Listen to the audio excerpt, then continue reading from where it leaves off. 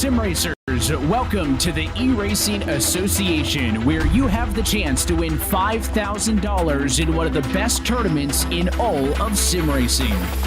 Green flag in the air. Are you ready to reach the next level of sim racing? The eRacing Association's epic Omega Cup Series lets you win big. Racing with ERA lets you compete for huge cash prizes, get exclusive merch, exclusive sim hardware pricing, and potentially turn your virtual dreams into reality. Feel the rush as you race door to door against sim racers just like yourself, all from the comfort of your own home. Straight away, they're an idiot. Oh, they're wrecking! They're wrecking! Join now to get your membership and experience all of the excitement that the eRacing Association has to offer at www.eragaming.gg. Celebration, he hangs on! Oh my God! Son, this is a Navy base, not a playground. Sir, have a look. So you think you got what it takes to fly with the Navy? Yes, sir. Okay. I'll give you one shot. Bring him in.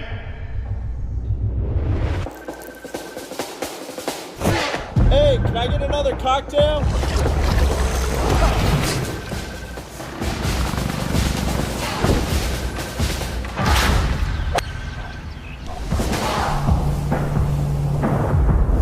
Gentlemen, you are here because NASCAR wants you to have a street race on this base. Hey, this is pretty sick, huh? Oh, you think this is sick? If you want to race here, you got to show honor, courage, and commitment. You boys think you know speed? You haven't felt real speed.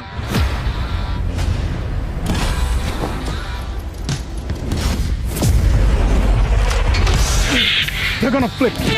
They're gonna twist you. And just when you think you've reached your limit, they're gonna punch a hole in the sky and drag you with them. Hey, Clyde, you gonna do stuff with that pilot shit? Can't be any worse than you're driving. Sick bird, Peaches. Speaking of sick, The Burner Carpenter's not gonna like that. Hey, boys, I feel the need. I feel the need. Seriously, guys. Need for speed. Speed. Does this thing go any faster? Hell yeah, boy. Not bad up there, gentlemen. But let's see how you handle this next mission. This is NASCAR Street Course, and that is the Navy Security Force. You make it to the finish line without getting caught, and you have my respect. look at this turn right We need to split up. Let's just steal one of these fucking helicopters over here. Dude, we're so done. We're screwed. Thinking what I'm thinking? Yeah. Why did we not bring SDG? Guys, I got an idea.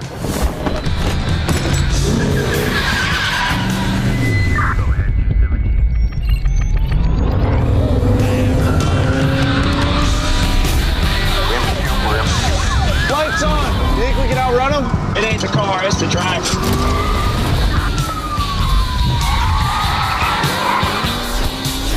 Man, this course is sick. Boys, we're almost to the finish line. We lost him. We got him.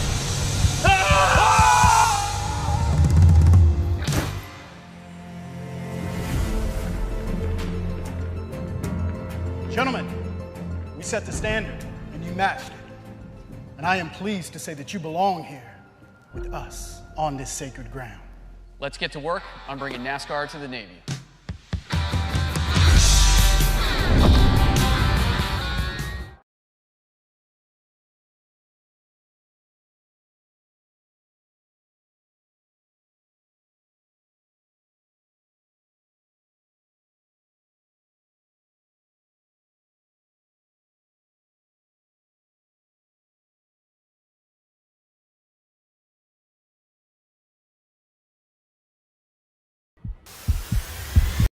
This is what this sport's all about right here. Big moments like this. That was a dangerous shot. The gate opens, all bets are off, and you better react. Like this is a picture-perfect ride. This is what makes the difference. Well, there you have it. This crowd just got to witness greatness.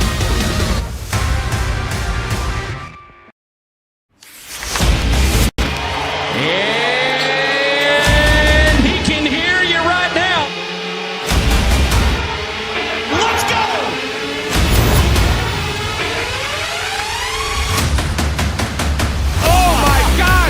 just in awe at how good the guys are riding. We're being treated to the best bull ride you want to watch right here.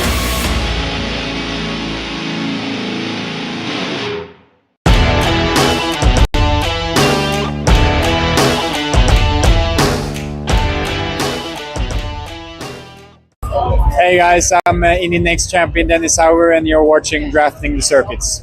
Round 19 of the Formula One World Championship has already seen dramatic moments of huge consequence. McLaren didn't score in the sprint, and Max Verstappen's dream of 5 World Championships in a row is gathering momentum.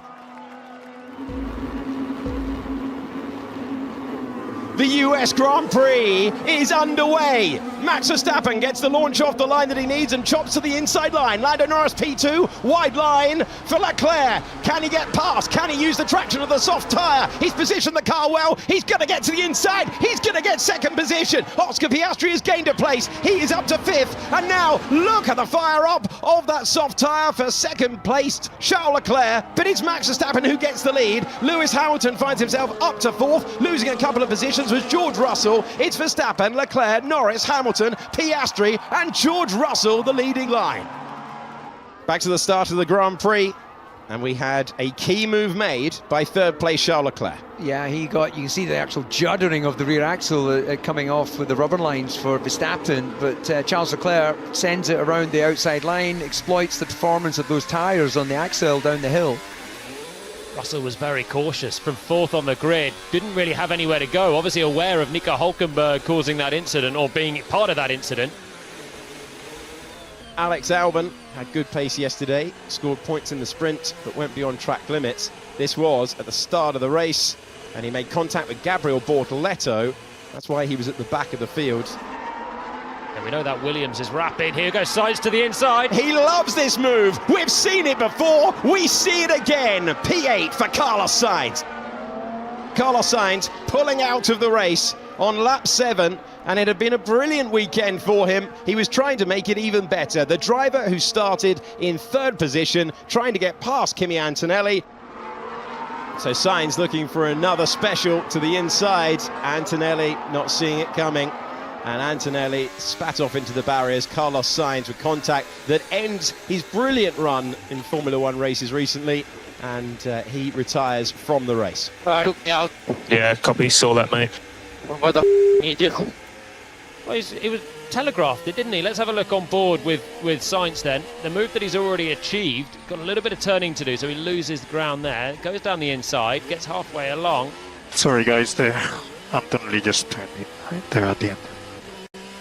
He needs this move, and he's in a great position. This is the closest he's been since the opening lap, half a second as we build up to 200 miles per hour. He'll get the benefit of the DRS, the Ferrari under real threat now. Can Norris place the car and improve up to 2nd position? He's going to need to force Leclerc wide and then try and go the long way round into turn 13. Nothing between the two of them and no way by at the moment. Can Norris pinch to the inside? He's got no way by, and he's still 3rd. You can see all his thoughts actually as he's trying to position the car to find his way, but I think he just maybe lacking confidence on the brakes because it felt like he could have a dive.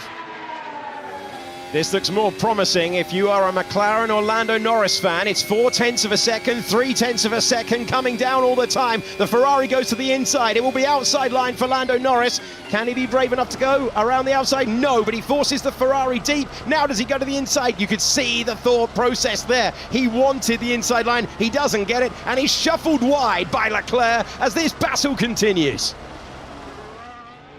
Huge moment in the race for Charles Leclerc and Lando Norris. Lando Norris again on the outside line, but this time he's passed to 2nd position. Lando Norris gets it stopped, and he's in 2nd place. They're laughing next to me, and the reason why is he nearly pulled on the handbrake. It was the handbrake turn at the end just to make sure he kept it on the track. He would have been warned about track limits. That looked like we were going to see a flash of scarlet to the inside there, but he keeps the place. Crucial move. He's made it. I know you're busy. We just had our 3rd strike, track limits, turn 13. We think you were pushed off, but we've had a black and white flag, so be careful. I know.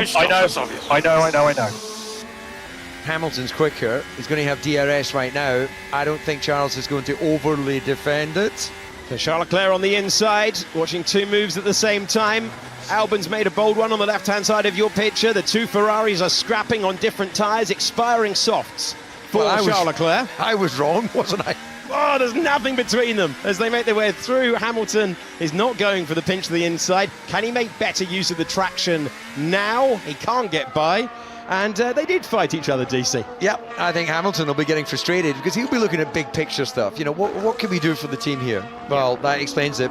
Leclerc's heading in. Sensible choice for Ferrari. Don't fight with each other because they're on for a podium with one of the cars at least still. So Leclerc finally gets rid of the softs. In comes Lando Norris for a huge stop. That's the sort of thing where he's made a mistake on the in-lap. It's not the cleanest of pit stops, but it's far from a disaster. 3.8 for Norris. And let's have a look at Lando Norris. The guess from the drivers, and that's why he'd go no further. And there is the lockup at turn 12. Yeah, this is kind of continued sobering times for Yuki Tsunoda. His teammate leads this Grand Prix. Oh, over the grass and spinning! Oh, that was a late move. It's a strange bit of road that, because there's that left kink that you kind of ignore as you're driving the racing line. But I think Behrman was quite set on making the move. Tsunoda thought he'd suddenly dive towards this apex that you don't normally take, but there was barely the space anyway, really, for Behrman. I think he did slightly move under braking, but was Ollie ever going to really make it up the inside there? He's got the Ferrari right there, tantalisingly, just in front. Leclerc's running out of traction. The rear end's going. Lando's close. Is he close enough for a late send? Getting to the apex first and taking second for a second was Lando Norris, but Charles Leclerc saw that one coming, still P2. It's a great attempt from Norris. That's more what he needs to do. Brake late, take chances, and Leclerc saw that one coming, and it was more great awareness from him to cut back on the exit. But he's got to disrupt Leclerc now. Trying to close down the gap, going to the inside. Lando Norris claiming the position, and it's second place in the race for the man who is now, as it stands, just 14 points back in the hunt for the World Championship. This was a big moment for Lando Norris. What a lap in his championship campaign it was. This was turn 1, couldn't make it stick at that point. By turn 12, the story was different. But that was just good because it disrupted Leclerc, got him offline, and it meant Lando was so close. Charles then just really didn't have an answer on the back straight. Once again, Max Verstappen is going to win the Grand Prix. Are we witnessing the comeback of all comebacks? Across the line to take the checkered flag. The dream of Title 5 is alive for Max Verstappen. Max Verstappen wins the US Grand Prix, and the gap, which was once 104, now stands at just 40 points. Yeah, another very impressive weekend, Max. Extremely well done. Enjoy the celebrations. I'll see you next year. Yeah, well done, mate. Yeah, unbelievable weekend. Really, really good. Thank you very much, everyone. And yeah, we could fly back, mate. Max Verstappen has eroded the advantage of both McLarens. He is 40 points away in imperious form, but there is a reason that no one has ever overturned an 104-point deficit. Can he be the first? We have 5 Grand Prix remaining to find out.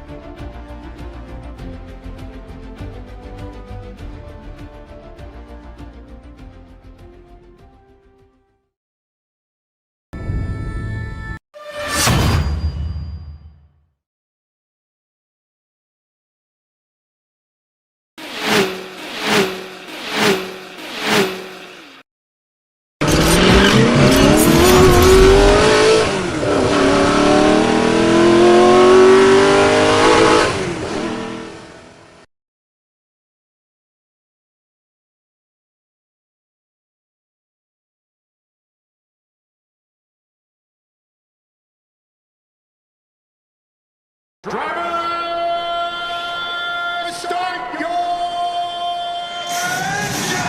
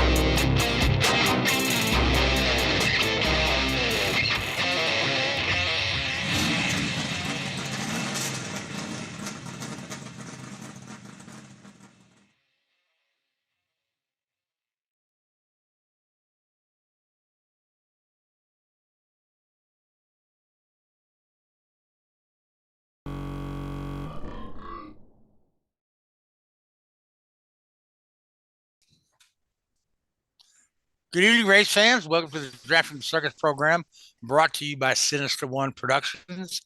My name is Frank Santarowski. I'll be your host for the next hour as we talk about this past weekend in racing and tease you about the coming weeks. I've got Jessica Chezrony joining me, although she's invisible. Hi, Jess. Hi, how's it going? Good. So, and Richard Uden with us also. How are you, Richard? Slight technical issues tonight, but we're getting there. Yeah. So Jess had a mishap. Very similar to when my daughter was 8.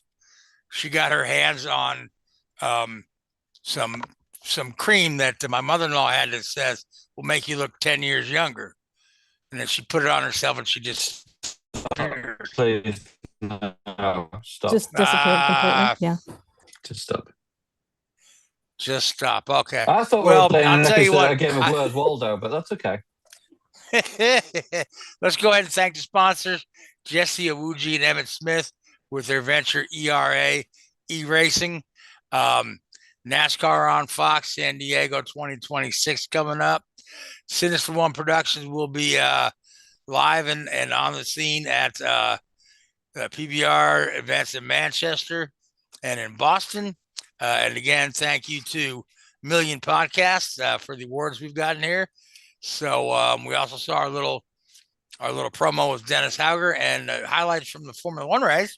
So Richard, Formula One back in the United States. Yep. Max Verstappen back in victory circle. I mean, Max was as far as 104 points out of the lead at one point in time during the season. Yep. And now he's really on a tear. Mm-hmm. McLaren seems to be fumbling at the very wrong time. So, I mean, there's a very real possibility that Verstappen spoils the McLaren party, even though they've already, sewn up the constructors. They may not get a driver's championship out of this. No. I mean, I read a stat that said if Max wins out the season, wins the last 5 races, which is, knowing Max, that is not impossible.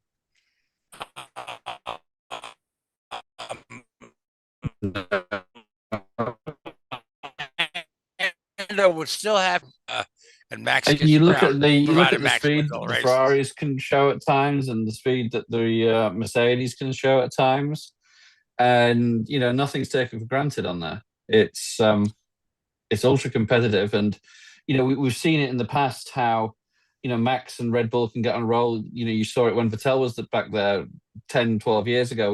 We won out, I think it was post the summer shutdown.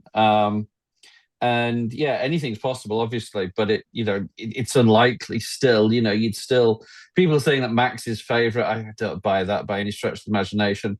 I think that he's obviously in a very, he's got the momentum behind him, but in many ways, this isn't like a sport where you maintain that momentum week in, week out. What happened in Coda this last weekend really has very little and minimal impact on what's going to happen in Mexico City this weekend. Obviously, the confidence is going to be high, and the team's going to have the bit between the teeth trying to win out. But I'd be very, very surprised if they do. I think McLaren has just about enough in the tank to scrape through, and I think it's going to be similar to what we saw with Braun back in 2008.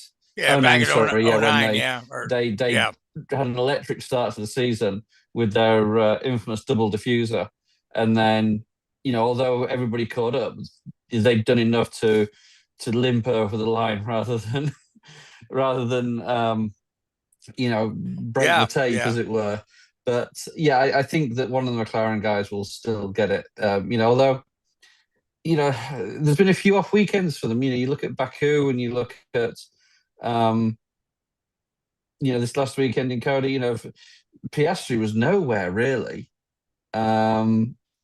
No, he was looking around 4th, 5th. Yeah, I think he finished 5th, and it wasn't that he finished 5th, it's just the pace wasn't there. And, obviously it wasn't helped by the accident that impacted them at the start of the sprint race on the Saturday, when there was it wasn't a massive, it was a bigger impact than what we saw in Singapore, but obviously it didn't, it took both of them out of the race, but it wasn't as clear cut as a fault. It was more of a racing incident. I'd still consider what we saw at Singapore racing industry. Hulkenberg was involved there. He's got to take a. You can't say, "Oh, the two McLarens wrecked one another." I mean, there were three cars for sure. 3 cars trying to go for one spot. But to my mind, that was as much of a racing incident, if you like, as what we saw in Singapore. I still personally believe that the whole Singapore thing was blown way out of proportion. Yeah. By this utopian driving standard that McLaren are trying to create, and it's never going to happen. Yeah. So with the sprint races, what sort of are there? I don't know. Like, if there's blame assigned to someone for an incident, are there penalties to be assessed? Like, how does that? What is that? Sorry. Say that again. Sorry. With the sprint races, with an incident like that happened during the sprint race, are there implications then as far as penalties that impact starting position? Or so it's the same way with it's like, I think Carlos Sainz has a 5-place grid penalty going into Mexico this weekend for a clash that he had with or one of the Williams drivers anyway, a clash he had with Kimi Antonelli in the feature race. You can't call it a feature race. Someone doesn't like it when you call it a feature race. It's the main race, the Grand Prix. The Grand Prix rather than the sprint race. I believe if you have an incident in the sprint race, then a penalty can roll over to the main race, and that's where I think you saw that coming together at turn 1 in the sprint race. I think Alonso was in there, Hulkenberg was in there, and the two McLarens were in there. It took both McLarens out of the race, and I think Alonso was in pretty bad shape as well after damaging his front wing. But there was no penalties assessed by the FIA. So to a certain extent, if you're playing a very black and white card, then why are McLaren? There was no penalties issued at Singapore either. So why are McLaren making these? I think they've just created a rod for their own back in many ways. They've tried to create this, as I say, utopian racing standard, and it's just not worth it. It's going to cause more trouble than it's worth in the long run. And Zach Brown has openly admitted that there has been ramifications internally against Lando Norris. I'm guessing it's something to do with choosing what lap to, losing the priority of when to pit, or losing priority in terms of when they can get a tow during qualifying.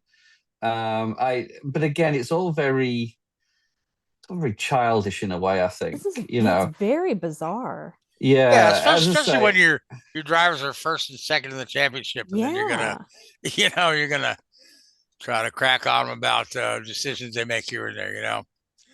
So, it's all. I say it's very, very unnecessary, and as I think it's trying to. You look at how some of the other teams have managed driver conflict, and I think McLaren have just gone too far with it, and it's sort of a bit crap, really. Yeah. So other than Max at the front, both Ferraris look great. I think Norris was second. Mm-hmm. Oscar was fourth. Carlos Sainz had a good day. I think after the sprint, he ended up starting third, but his car didn't make it the distance. Nope. But good for him. I mean, he's got he got the one podium earlier this year, so that shows that team is really moving in the right direction. As we've talked about before. Doubt, yeah. So. All right, so I mean, that's pretty much everything coming out of Austin. On the off-track news, Formula 2, Brian Herta, who's going to be the reserve driver, or the test driver, rather. Colton Herta. What did I say? If Brian Herta is going, he's a little old. He's a little old for Formula 2. That would really be breaking news. So Colton Herta will be joining the high-tech team in Formula 2 next year, in hopes of getting a position in the championship that will get him a super license. And in Formula 2, that's first, second, third, or fourth. Yep. Yeah, I think this announcement was to be expected, right? Yes. In terms of him racing in that series. I haven't followed Formula 2. I don't know anything about High Tech. They're one of the big guys. Yeah, they're a good team. Yep. They were they're up there with Kramer. They were up there going against Andretti in Cadillac for the 21st team. Yeah, they had a bid in as well. High Tech did, although they eventually went with Cadillac. Although they haven't actually won the team championship, I don't think. No, not they never yet. won a team championship. No, very true. But it's a spec series, spec car, spec engine. They've tried to make them more and more Formula One-esque. They have a DRS system. They're now a turbo hybrid system. No, sorry, not hybrid, just a turbo system, turbo engine. So it's a good series. It's good to watch. It has some really, really good racing, and it's worth a watch if you ever get a chance. The coverage of it isn't amazing. You'd have to really rely on like YouTube, the highlights reels they put on YouTube. But on the whole, it's a pretty good series. Yeah. So speaking of television coverage, it was announced recently, I think we missed this last week, that Formula One is moving from ESPN to Apple TV. Yep. So, and again, it'll be the same feed, the same European feed, but for now, but you're just going to have to pay differently to get it, I guess, right? Mm-hmm.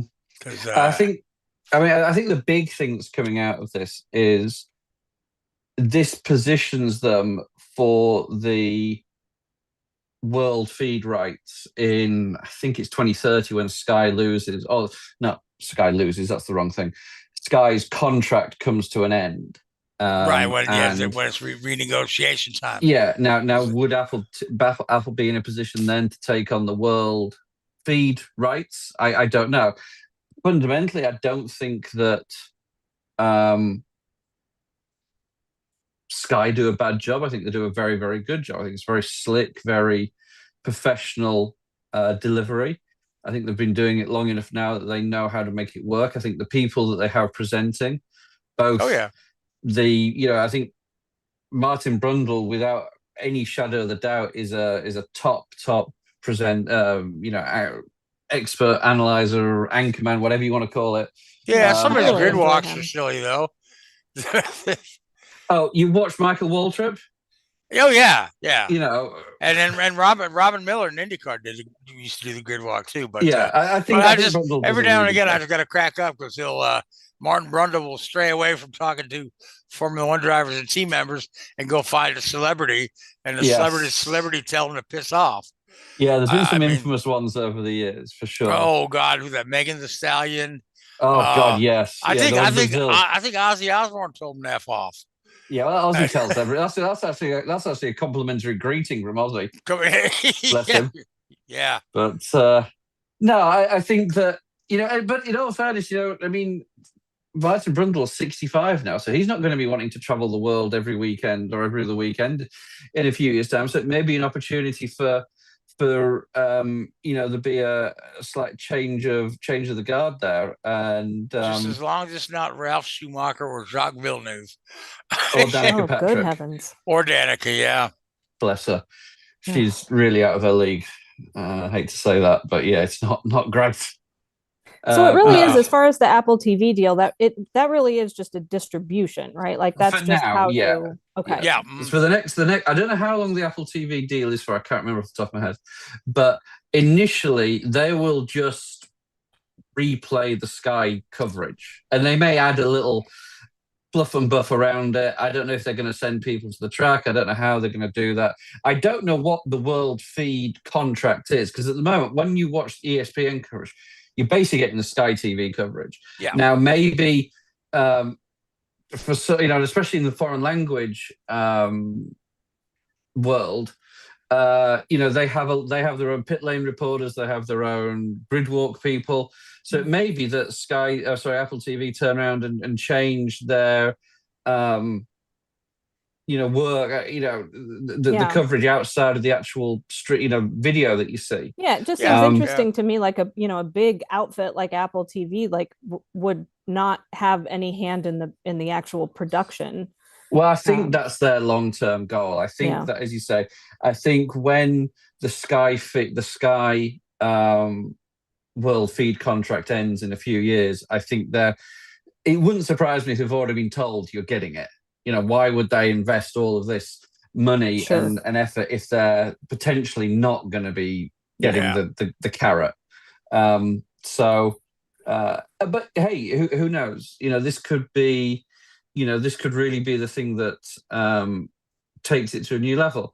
Could you imagine that, like that Apple Vision thing, the augmented reality thing, they start putting Apple Vision cameras in the roll hoop so you can actually sit there as if it's a augmented reality experience. I mean, it'd be pretty damn impressive if they could pull something like that off. There's a lot they can do with it. I mean, I want to say, unfortunately, I think Apple TV is available to, or it's subscribed a lot less than, say, ESPN or for sure any of your network TVs. But but I mean, these days, if you have an iPhone, the chances are you've got at least a free sign up to it. And if you buy a new iPhone or iPad or whatever, you get at least 3 months free for it. So, and of course, who knows how that will impact the regular F1 streaming service that Formula One offers, independent of ESPN. The F1 TV, So I don't know how it's going to impact that as well, the availability of that. I mean, probably the Apple TV actually would work out to be cheaper over the course of a year than the F1 streaming service. I'm sure they've all done their research, and the bean counters aren't going to be losing out on this one. Yeah. Now the fans may, but the bean counters won't. Yeah, but like I say, IndyCar this year we switched to Fox, but we lost Peacock. And Peacock showed all the qualifying, all the practice sessions, and always had the replays. And Fox just doesn't have something like that. They say they're going to have something next year, but that's going to be something else someone had to sign up and pay for, So, it's getting hard on the brother to watch a race. Yeah. Oh, yeah. Yeah. I mean, I'm sick of all the different services. I can't keep track of it all anymore. Well, at NASCAR, you're not sure where they're racing week to right. week. I'm thankful with IndyCar. We're in one, at least we're in one place. Yeah, they're all on Fox. So. Yeah, NASCAR, to my mind, anyway. But NASCAR is the worst in the way that they, not only do they swap and change providers every 5 minutes, it's so hard to keep up. I don't understand it. I'm really surprised that we don't see more and more of these big sport. It's like NFL have done it. They have NFL Network. They control their own distribution. I'm surprised you don't see that with Formula One or with IndyCar, especially NASCAR, because they proclaim to be the most media savvy. That you don't have. I know we used to have, it was before my time living over here, but I know there used to be Speed TV and stuff like that. Sure, yeah. I'm surprised there isn't just. But again, that would be too beneficial to the fans, and probably they wouldn't make as much money off it. Yeah. So damn fans getting in the way. Funny thing about the NASCAR though is I thought the best coverage was the Amazon Prime. Oh, they did a great job. They're the new guys in town. Yeah, and they delivered a superior product to what Fox and NBC were putting out. And maybe that's part of it. Maybe they knew that they had to do that to get the, get buy-in. To sort of counter the criticism of what they do. People criticizing them, and they said, "Well, okay, we've got to make this really slick and really good then to shut people up." I don't know. I don't know how you can stay mad at Amazon. You know what I mean? You get $110. $110 a year, free, free shipping, free 2-day shipping on almost anything you buy, plus the movies, plus the music. I'm like, that's not a bad deal. So, nope. But anyway, so we're off to Mexico next. And I believe that our IndyCar friend Pato O'Ward will be down there. Yeah, doing with the rookie McLaren. I think he's going to do free today. practice 1. Yeah, which is a little. It's supposed to be a rookie test, and no disrespect to Pato, I wouldn't call him a rookie, but okay. Well, maybe he'll end up suing McLaren because they promised him a Formula 1 ride. I don't know. Him and everybody else. Yeah. I don't know what happened. Have we heard a conclusion of that, or are they? No, it's still going on. No. Okay. They're still dragging each other's names through the mud. Imagine that. Zach Brown, I never said that. Yes, you said that. I don't know. Yeah. As I say, I'm amazed this hasn't got to a point of, to put it bluntly, shut the fuck up, guys, and go on and get on with your lives. You know? Yeah. The only people that are going to make any money out of this are the lawyers. Yeah, the lawyers always make money, whether they win or lose. Yeah. So Jess, who do you like for Mexico? Oh, I don't know. Let's I hate to pull for, I like to pull for the underdogs, but I think this would be interesting to see the Max Verstappen comeback tour. So I'm gonna go with him. You're gonna go with Max, okay? Yeah. All right, Richard. I'm gonna go for George Russell. George Russell, okay. So you left me both McLarens, where I could take Charles Leclerc or Hamilton, or I could say something crazy like Carlos Sainz. Yeah. That'd be something, wouldn't it? That would be crazy, yeah. So drum roll, please. What's it gonna be? I think I'm gonna go with Lando Norris. Okay, good one. All right, so let's move on to NASCAR. So last week,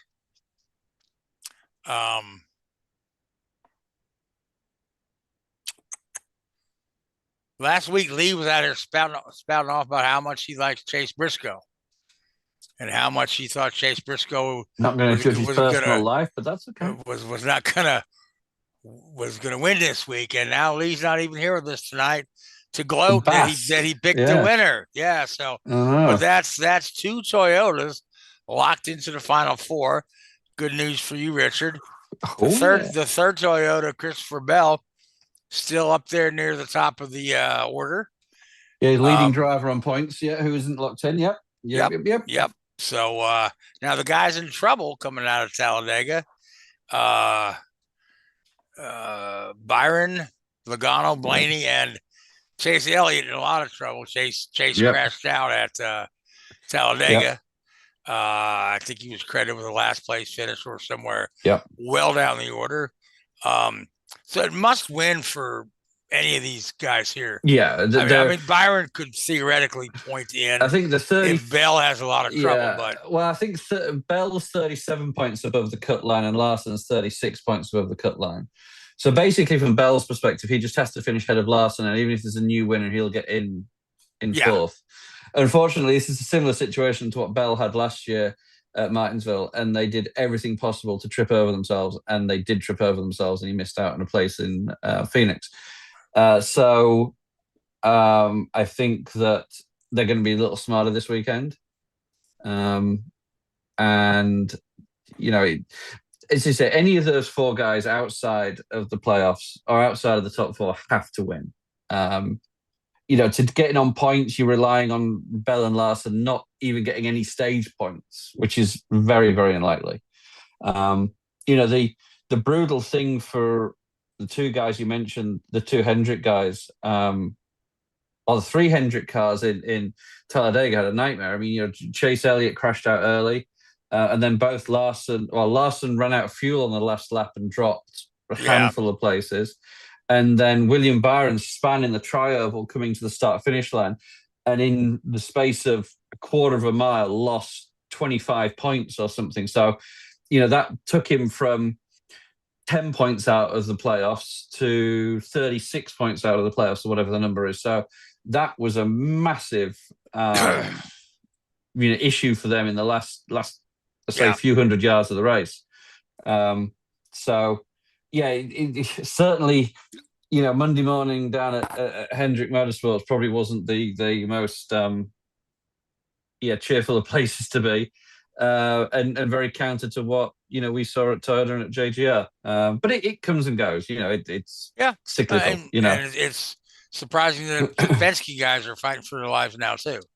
The guys But, who won the last 3 consecutive. You look what Blaney did 2 years ago. He won Martinsville, won Phoenix, walked away with the championship. That's anybody in that Final 8 can get hot and have 2 good weeks. And you could argue, that's the issue with the playoff system and the championship. Is it the we could discuss this till the cows come home. And we is have this the right plenty way of times. Yep. So yeah. Of course, NASCAR talking like major tweaks to it next year. So we'll kind of have to see what that looks like. Yeah. So I see Keith threw in my notes here. Virtual video lap of the San Diego street course. Yeah, Keith, did we play that at the top of the show?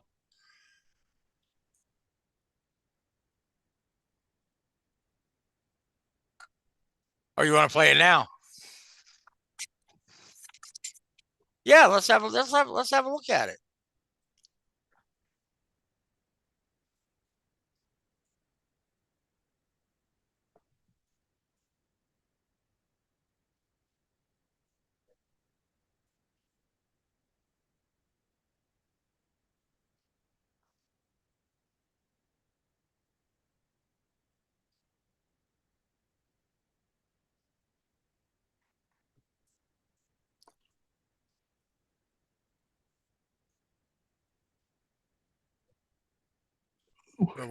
Well, Keith, I've got to pull it up on my phone. I can't see it. Sorry.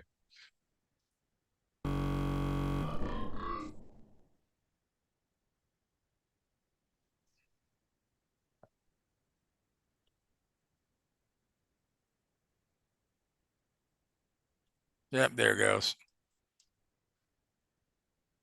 So, Richard, since you can't describe it, left. We've got an overhead shot.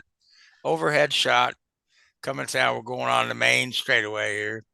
Here we go. Looks like Lego City.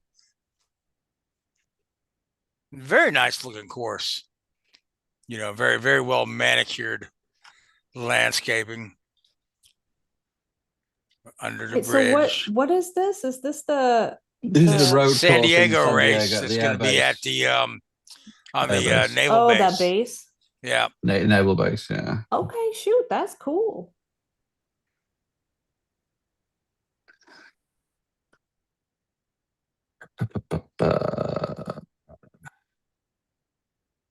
That's where the garages are.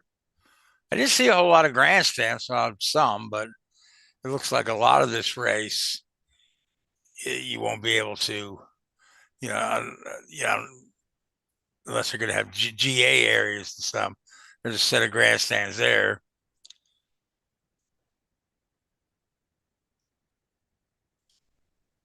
Is that like the ocean? Yes. They're that right on top of it. That's between cool. turn 7 and turn 8, they actually go on the. Well, I think it's more of a harbour than the ocean. But I don't know. Again, there's so many great courses in the road courses in the US. They keep trying to manipulate them and make a course like this. Is it? The problem is, Richard, as well as I do, a lot of these great road courses are in kind of remote areas. They do these downtown tracks right in city center where they've got a lot of population within a hour and a half radius. So yeah, but everybody hated Chicago because it was Chicago. Well, yeah, Chicago to kick you out of town if you catch them on your hot dog, but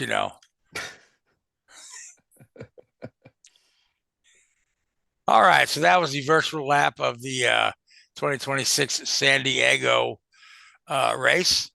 I'm looking forward to the one. That'll be interesting. I'll go ahead and pick SVG right now for it. It's much more of a technical track than Chicago was. Certainly is. So. Yeah, that was really cool. I'm glad they put that together. That I was having a hard time visualizing it. So that's pretty neat. Pretty neat. Yep. So in other news, Rajah Caruth signed with JR Motorsports. moving up to the Xfinity series, albeit part-time, but the next step on the ladder for this talented young man. So we'll see how he does. And then we are off to Martinsville next. Yeah. This weekend, final round of the knockouts. Yeah. As some other quick news before we look because I'm looking at the clock here thinking you've got a bit of time, haven't we? Getting close to the bottom of the topic list, and we're just going to have to let you soapbox and pontificate for a while. Oh boy, to kill the time. But anyway, what other quick news you got? The William Swalich is going to miss the Martinsville race with concussion. Post Talladega had a pretty nasty wreck. Who is it? William Swalich. Yeah, that stinks. Good kid, really good, talented young kid. But yeah, he was actually in hospital on the Saturday night in somewhere in deepest, darkest Alabama, which may have actually done him more harm than good. He's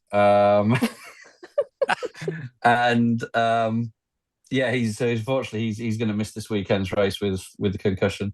So we hope he has a speedy recovery and gets back in time for Phoenix.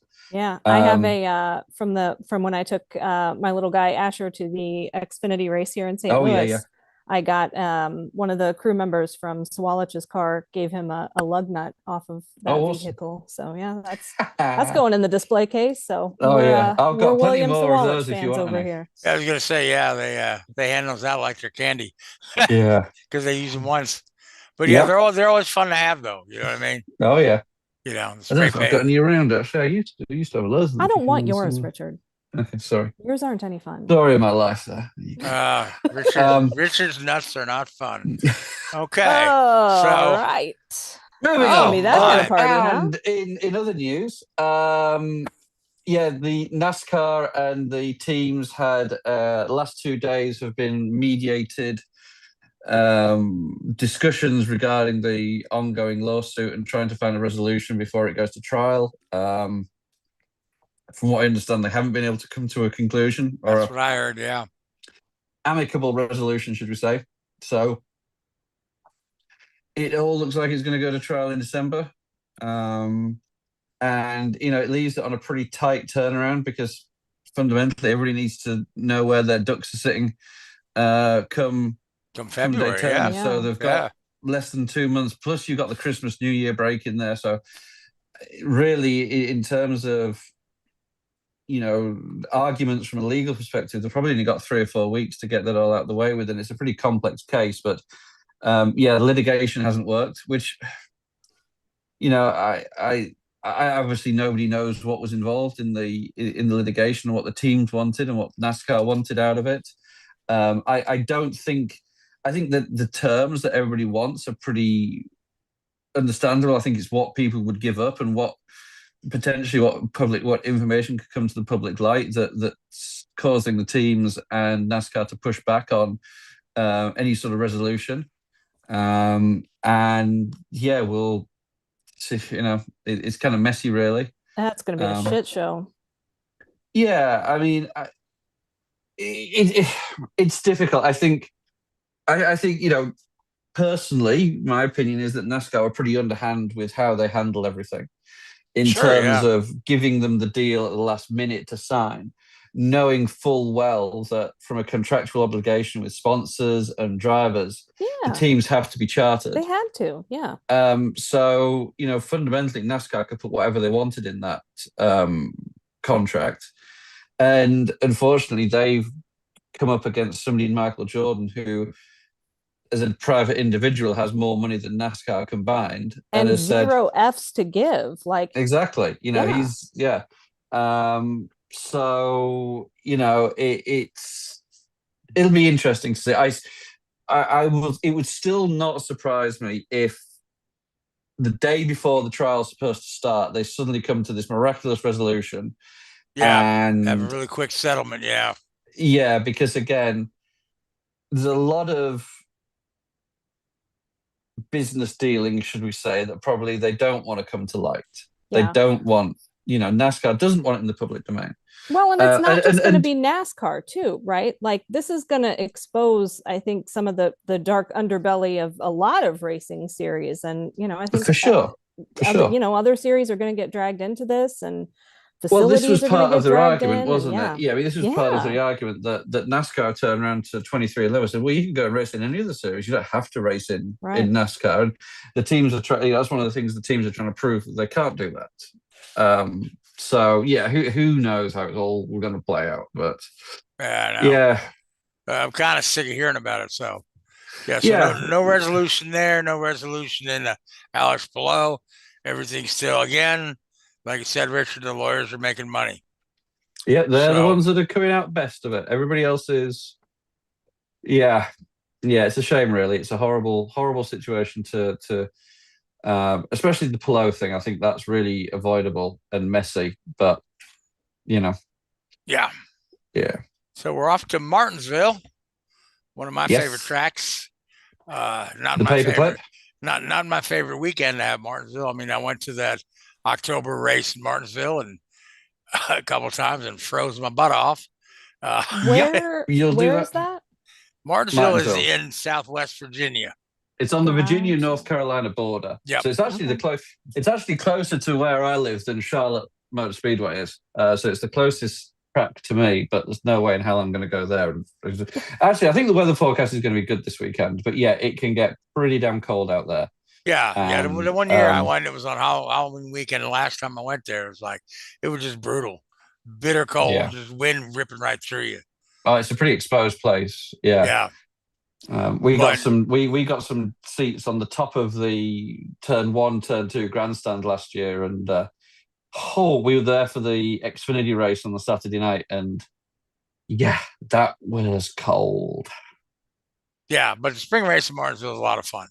Even then, that's a little early in the spring.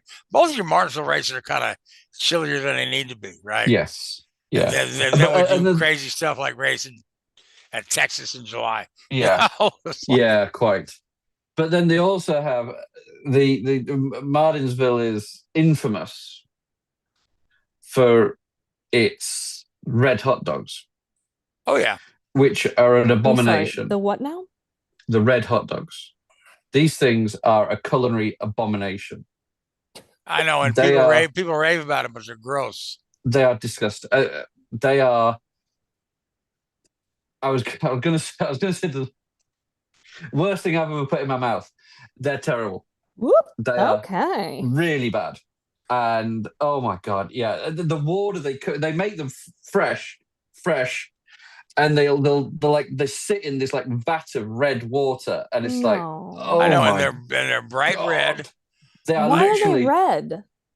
Because it's Martinsville. Because they put red dye in the casing. I don't know. It's like but people think they're got to get a Martinsville dog. I'm like, no, please don't. If you really want good racetrack food, go to Road America. Get a bratwurst. And that's one of the best things you'll ever eat. And the cheese curds are absolutely right. No, it's not as go to Indy and get a tenderloin. Yeah, I tell you what. In the mornings at Indy, in the Pagoda Plaza, the big concession stand in there, they have biscuits and gravy. Yep, and those things are incredible. No biscuits. Oh my gosh, that's a terrible. Yeah. British people don't like biscuits. When you say biscuit, they think of a cracker. Well, yeah, you're probably thinking of something different. Yeah, no. Yeah, well, it's kind of funny that the term biscuit is like. I grew up in New Jersey. Then when I was in high school, moved to Virginia, I always thought of a biscuit as something. Well, that's something you give your dog, a dog biscuit, right? Yeah. And then all these places sell these biscuits for breakfast, right? Now that's kind of spread all over now. Fast food's really responsible for spreading the Southern buttermilk biscuit. Well, what the hell else do you call that? If you don't call it a biscuit, what do you call that? A roll. A roll. A roll is different. A roll is a we didn't make those. We didn't have those up in New Jersey. Do you know the worst? Bagels or English muffins or toast. You know what the worst things is? The worst thing though is the concept of an English muffin that McDonald's sell. You go to England, they're not English. I don't know where they came up with that concept. Obviously, it's a marketing thing. But yeah, you go into McDonald's in England and say, "Hey, can I have an English muffin?" They'll be like, "You what now?" No. Well, what do you put with your what do you put with your like clotted cream and shit? Like, That's a scone or a scone, depending how posh you are. If you're really posh, which I'm not, it's a scone. If you're a commoner like I am, then it's a scone. Okay. Now, see, I've never had a good one of those. Oh, I'll sort you out. I've never had any good. I've never had any good British food other than fish and chips. Fish and chips is it. I'm like, well, fish and chips is yes. Some of this other stuff you guys like to eat. I can't deal with chips as the name for fries. Like that, that just boggles my mind. But I want to. But if you're doing proper fish and chips, toad in the hole. Never heard of it. Is that like an egg in a basket? Oh, spotted dick. Okay, yeah. Yeah, I've heard of spotted dick. I'm not sure what it is. It's a dessert. It's like pudding. A sponge pudding with raisins in. Yeah. Wow, we're way off topic. Moving on. Anyway, this has been fun. So speaking of which, Jessica, who do you like from Martinsville? Christopher Bell, please. Drop my phone. Oh, Christopher Bell, please. Okay. Richard got so excited that I picked C-Bell that he just... that was my pick too. It was the spotted dick. Yeah. No. I mean, Christopher Bell was my pick too. I picked him last year for the championship, and then he didn't make the Final Four. So yeah. I mean, I figure whoever I pick is probably going to end up wrestling. So it's So pick Larson, please. Pick Logano, please. Yeah. So, but I like Christopher Bell. But if it's not Christopher Bell, Blaney, because I do like Blaney, but it's a heck of an uphill battle. He's in a must win. Although Martinsville's been kind of good at Chase Elliott in the past. He may be able to claw his way out of that 8th place and win his way in. So takes some doing. Yep. So Richard, I take it you like Christopher Bell since he's the last Toyota standing. I actually quite like Denny Hamlin. I think Denny could win. Oh no, I'm saying Denny could win in Martinsville. Yeah, he's pretty quick round. He's pretty stout around there. He's got a few grandfather clocks. Will he cry again if he wins? I think it's getting pretty emotional for him. Yeah. I still, much as I'm not a Denny fan, if he won a championship this year, I would be perfectly okay with it, and it'd be well deserved. I think there's a lot of stuff going on in the background there with Denny and his family. Absolutely. Is really making it. Maybe this is the year when all the stars align for him, and I think obviously there's people that don't like him, and there'll be the detractors from it. Of course there will, but the guy. Fundamentally, there's not much more he can do. When you put it into, the basic, base concept. What more does he need to do to win a championship? He rubs up some people. He rubs up some people the wrong way, but shit, Yeah, if anybody deserved one, Yeah, not that anybody ever. It's one of those things that I hate it when people say, "Oh, so and so deserves something," because they don't. They get what they get because they do what they do. You have to earn it, yeah. So. Yeah, but I think he's checked all the boxes that would make people say that's a deservable win. I mean, he's got a Hall of Fame career, whether he wins the championship or not. So 100%. It's an interesting topic actually. It's an interesting thing that I've been mulling over the last few days. Especially from a JGR perspective, if this weekend goes how they would like, they're going to turn up at Phoenix in 10 days with 3 cars in the championship 4, with arguably a 75% chance of winning the championship. If you're in that position, is it better to have 1 car in the final 4 and focus all of your attention on that 1 car, or have 2 or 3 and spread your bets? Yeah. I don't know. It's something that I've been mulling over because, if you're coming to the start, say, let's pick a hypothetical situation. You got Chase Briscoe and Denny Hamlin, 1-2 going into the, they have a green-white checker or whatever, and you've got Denny and Chase going into the start of the final lap, side by side. One of them's not going to lift and let the other win. And then you've got Kyle Larson or whoever is the third, or whoever's the other driver sat there in third right behind them. Those two take each other out. They come through and win the championship. Whereas if it was just one of those two guys in the championship, you'd like to think that the other would back off, let him win, and then hold up the spot for, to help him defend the position. Yeah. It's an interest. I don't know. It's a great problem to have, isn't it? Oh yeah. So, oh yeah. It'll be interesting to see how that all plays out.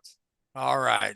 So let's talk about the INDYCAR for a little bit. So they did this project in turn 2 where they dug up there was a bump in turn 2 where they dug out turn 2 and they found some really old bricks that was cool from the original track, but they've got that all repaved and put back together. So they had some cars on the track this week. On Monday we had Alex Palou and Pato Ward out there running laps, testing Firestone tires. And then that afternoon we had Alexander Rossi and Takuma Sato out there testing dampers and brakes. But the feedback from the drivers on the turn 2 repave is generally positive. Mm-hmm. And then Tuesday, Rossi and Sato ran again. I didn't see any times from the sessions. Again, we're testing tires and brakes and stuff. So, but Jess, do you know whose car Takuma was in? I wonder if it was his 500 car. So Rahal car? Yes, he was with Rahal. Yeah. Okay. Yeah, absolutely. So I didn't catch this. If Sato was there, I'm like, wonder whose car he's in. So yeah, he was in the RLL. I would assume that it was his 500 car. I thought it was interesting though. Palou was not driving the car that won the 500. He was driving a different chassis. So yeah, interesting. But I agree. I did not see any times from the session, but lots of good conversation. Takuma Sato in the 75 Rahal Letterman okay. race. There you go. Yeah, but so which is a good sign that Takuma is going to be that 4th Rahal car again. Yeah, and he did say that he's all healed up from the incident that he had. I think it was back in April during the testing for the 500. He did break a rib, which at the time I don't think he. Yep. I don't think anybody knew that. I think he knew. Well, I'm sure he did. Yeah. Yeah, but he's all healed up, and yeah, he said during the interviews this week that he is focused on 2026 and wants to be back for another one. I mean, yeah, he's a threat to win a third. I mean, he is. Yeah. He knows his way around that speedway. He does. So. But yeah, I thought it was interesting. Like you said, Sato and Rossi were focusing on brake and damper components that are being considered for future implementation in the series. And what I think is interesting about this is that could mean that parts on the cars that have historically not been spec parts are now being considered to, maybe become spec parts moving forward. So I think it'll be interesting to hear like the team's thoughts on that, the broader teams more than just the ones who are there testing. Or it may have something to do with what they want to put in the new car when the new car comes out. Absolutely. And as you say, they may mandate and inspect that part. Because right now the dampers are just about the only thing you can fiddle with. Right. So yeah, but it sounded like they were testing some shock components and stuff that I believe Doug Bowles did say that any of that implementation of that stuff would be 2028 with the new car. But the brake components that they were looking at could be added on as early as next year. So, who knows what exactly that looks like. But then also, like you said, Palou and Award were focused on Firestone racing tire development, and specifically they were working around that newly repaved section at the exit of turn 2. I thought it was interesting. Firestone brought 4 different tire compounds. 3 of them were brand new, they've not been used in IndyCar. And it sounds like really the hope with these new compounds is that they would address, some of the issues that we saw this season with the the changes from the hybrid unit, right? The added weight, the changes in balance, and they didn't really have time during the season to sort of address those and build those new compounds. So sounds like that's kind of what they're focused on now. But the tire test was scheduled to be a 2-day test, like the brake and dampers, but Firestone was happy with what they learned. After one day, after one day, which was a rain shortened day as well. So they decided to finish up early. So, I mean, you have to think that that's good news. It means they had a productive test. Yeah. They missed the ball so much they have to go back. They go back to the drawing board. They say this ain't gonna work. It's a waste of time. Stop now. Yeah. Let's go. Yeah. All right. They do have another tire test coming up as well, though. First week of November, they are going to be testing tires at Phoenix, which I think is great because that's going to be kind of our first. That'll be added back to the schedule this year. Yep. Yeah, first chance to see what this package looks like there. And then Indy Next will be testing on the IMS road course. Now, Jessica, I understand there is quite a bit of Indy Next news coming out, and I'll let you spill the beans, Invisible Girl. Yeah, absolutely. We saw several headlines regarding Indy Next over the last few days. AJ Foyt will be back in the development series, running a 2-car Indy Next program in 2026 in a technical and strategic alliance with HMD Motorsports. Now, I got to tell you, this is all getting a little crazy. HMD has really spread themselves thin because they are. HMD is also in alliance with Cusick Morgan. Right. And that's what I was going to say. What on earth is a technical and strategic alliance when specifically with Cusick Morgan, they are calling that a technical partnership program? Like, this is all getting a little weird. And I feel like there's limits, I think, right, in Indy Next on how many cars you can run. And so that's why you get the other team. Right. I don't know. I think Andretti has as many as 5 NXT cars, though.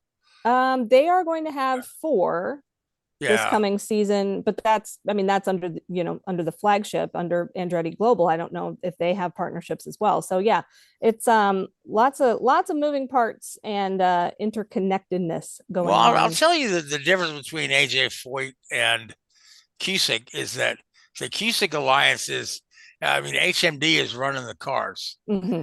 And because Cusick Motorsport, they don't actually have a race shop or own any cars or have any mechanics. They are more of the business side. Right. That's why they link up with a team in Indy, and take care of the business side. But I'm sure Foyt will be running cars out of his own shop. Yeah. So, but I think it's interesting that, a couple of years ago, not that many years ago, there was the lights was what they were then. The lights fields were down to like 6 or 8 cars. Oh yeah. And a lot of people said, "Hey, how come Ganassi doesn't have cars? How come Penske doesn't have cars? How come Andretti's the only guy, pulling the light series along, right?" Yeah. But since then, so now Ganassi's got a lights team or an NXT team. Now Foyt's got one. Michael's still got one. Well, Dan Towers, I think Michael is just done with racing. Yeah, he's just hanging out on his yacht, living his life. Selling his house. Yeah. Selling his house in Indianapolis, $119 million. Well, I'm like, wow. I've only got 118 as well.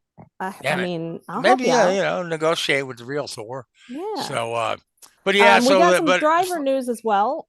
This week in Indy Next, we've got the Andretti Global lineup is now complete with 4 cars. They announced Josh Pearson joining Andretti Global this year. This will be next year. This will be his 3rd full season.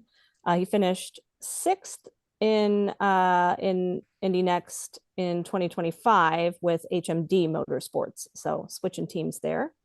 And then Colin Kaminsky will be coming back to Able Motorsports in 2026. He raced in the series on a limited schedule back in 2023. And then he was running Porsche Carrera Cup in 2024, and I believe was actually away from the sport entirely. like not racing at all in 2025. So be interesting to see, what he can generate in his first season back. So that also completes then Abel's 4-car lineup. So we're getting the grid filled out. And speaking all right, of which, now, Cusick Morgan announced one of their drivers. They did. Our good friends of the show over at Cusick Morgan Motorsports, they did announce the first of their 2 drivers last week. Nicholas Stati. I'm not sure how to say it. Sorry, Nicholas. Let's call him Nick. Nick. Yo, 16. Nick, what's up, my man? 16 years old. 16 years old, yep. Makes me feel like a complete failure in life. I couldn't even tie my shoelaces then. Right. Vice champion in the F4 series. I hate that word, vice champion. I love it. Okay, well, you and I can agree. You probably like the word winningest as well, don't you? I do. I like the word winningest. I like the word winningest. Yeah, so that's a horrible word. Yeah, horrible word. So who's going to be on the show next week to tell us who the number 1 Cusick driver is, Jess? Right. So we are told that there is a second driver announcement coming from Cusick Morgan Motorsports very soon. Potentially yet this week. And just wanted to tease this a little bit. We will have team owner Billy Morgan here on Drafting the Circuits next week to discuss what will then be their complete driver lineup and all of the preparations that are underway in advance of the team's debut on the streets of St. Pete in March. So looking forward to having Billy on the show. We had Don Cusick on a few months back. So looking forward to having Billy on and hearing his thoughts on the schedule and the very exciting driver lineup that they have in store for us. Yeah, as well as Billy's own career, where he's moved up from being, kind of working for Don to being partners with Don. Absolutely. Really, that's it was very cool. I was reading that's a big step up, Yeah, so. I was reading the article or their announcement about good old Nick there, 16-year-old Nick. And it was the first time I actually saw in print team owner Billy Morgan. I thought that was very cool. So good for him. All right. So another IndyCar news, the field has almost said that still an open seat at Coyne. The smart money's on Grosjean for that. Although some people think Jacob Abel might return. But Abel had a pretty miserable season last year. So Grosjean definitely looks like the better possibility there. Then there's open seat at Rajah. I know they tested Mick Schumacher. That's kind of up in the air. Some folks are saying that's a publicity stunt. Other folks are saying that Mick really wants to be in the IndyCar series. And I mean, and if he does, he's probably got the money to buy the seat. Right. But is that seat really open? I think Francesco's out. I mean, have we been told that officially? He had a contract. Well, with the rumor being that there was a performance clause in his contract, which, one would have to assume he failed to live up to. Yeah. Right. But I don't believe that we have heard officially one way or another on whether he's in or out. But yes. But you figure they've got so Rahaal's got Yuri Vips in the wings, right? Right. And they've got a second development driver. I forget who it is. And then I heard Linus Lundqvist and Connor Daly's name mentioned for that ride as well. Yep. So it certainly seems like DeFrancesco's out if I'm hearing all these other names. Yeah. So. Well, did you see the interview with Connor Daly at the IMSA race not the IMSA race, the SRO race at where they called Indianapolis over the weekend? They called him former IndyCar driver. Yeah, too soon. Too soon. Ripped. I tell you, mark my words. Connor will be in an IndyCar next year somewhere. Somebody will get sick or get hurt, and Connor will be right there. Oh, for sure. And he'll probably have a 500 ride. I'm sure he'll have a 500 ride. Yeah. Yeah. But listen to Connor's podcast last week after the Rinus VeeKay announcement was made. And what I think is just really kind of crappy is that he didn't get a phone call. He did not get a phone call, a heads up from JHR that announcement was coming. Now, in his mind, he has not been told that he does not have a seat for next year. He didn't have a contract, but there was never a phone call to say like, hey, the 76 is going to someone else, right? Yeah, and we're keeping Stingray, which we also have not officially heard. Now, Stingray's management says that he is under contract for next year, but we all know how good contracts are in INDYCAR. Yeah, right? Stingray was on a 2-year contract, but Stingray is also bringing funding. Money. Yeah, absolutely. He brings funding, and Yugos needs it. So, well, but I gotta wonder. I just have to wonder if there's something else going on behind the scenes at Juncos that we don't know yet, right? Like, is there some sort of an investment that has been made? Is there some sort of partnership announcement that is coming? Like, how are they paying for Rinus VeeKay? Because he's going to expect a paycheck where Connor Daly didn't. So I don't know. I have to think that maybe there's something else going on there that we don't know yet. Right. Then the other thing that we don't know about is Prima. Yeah. So they are, Doug Bowles today was asked about it. And he says, as far as he knows, the guys that own Prima are, quote, doing everything they can to have cars on the grid in 2026.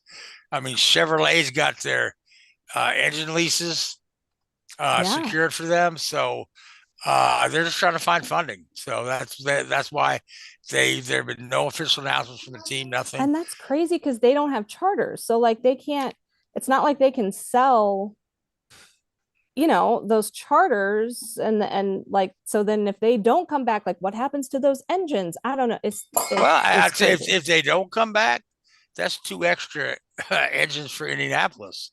Yeah. Yeah. So, but that's 2 guys that expected to have a job in 2026 that don't. Well, I want to say ILOT's been hanging out at IMSA races a lot lately. There may be something to that. So, yeah. Anyway, we are in the green-white checker situation. We're at overtime. It was all the conversation about the spotted dick. That's what got us. Yeah, that's what put us overtime. Oh my God. Richard. You know. Yeah.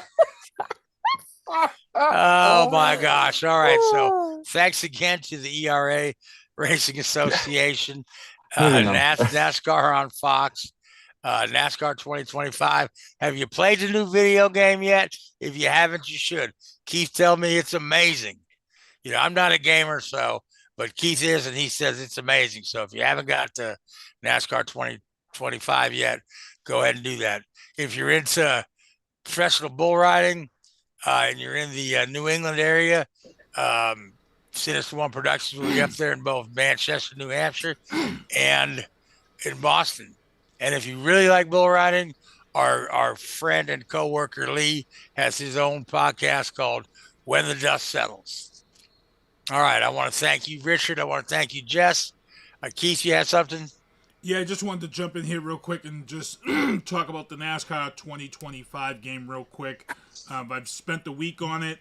You definitely can't play with the controller. You have to use the steering wheel. But what is huge about this game, even though it's on a console, is going on the NASCAR 2025 Facebook page and seeing the home rigs that people have built just specifically for this game. It is crazy to see the impact of how iRacing has brought this genre, this new gaming community to racing. So I'm hoping this translates into a bigger and better fan base for NASCAR and all the sports out there. Well, and remember, we've got an INDYCAR game coming in 2026 as well. So yeah. All right, so, but I want to thank you, Jessica. I want to thank you, Richard. I want to thank Sinister One Productions and Keith Hayes, our fine producer and NASCAR 2025 extraordinaire driver. I want to thank Facebook Live, Apple Podcasts, YouTube, Spotify, and TikTok. But most of all, I want to thank you folks that tuned in tonight and watch and listen. And we'll see you in a week's time. Until then, good night. Thanks for watching Drafting the Circuits. Make sure to follow Drafting the Circuits on Facebook, Spotify, Twitter, and YouTube. Drafting the Circuits is a Sinister One production.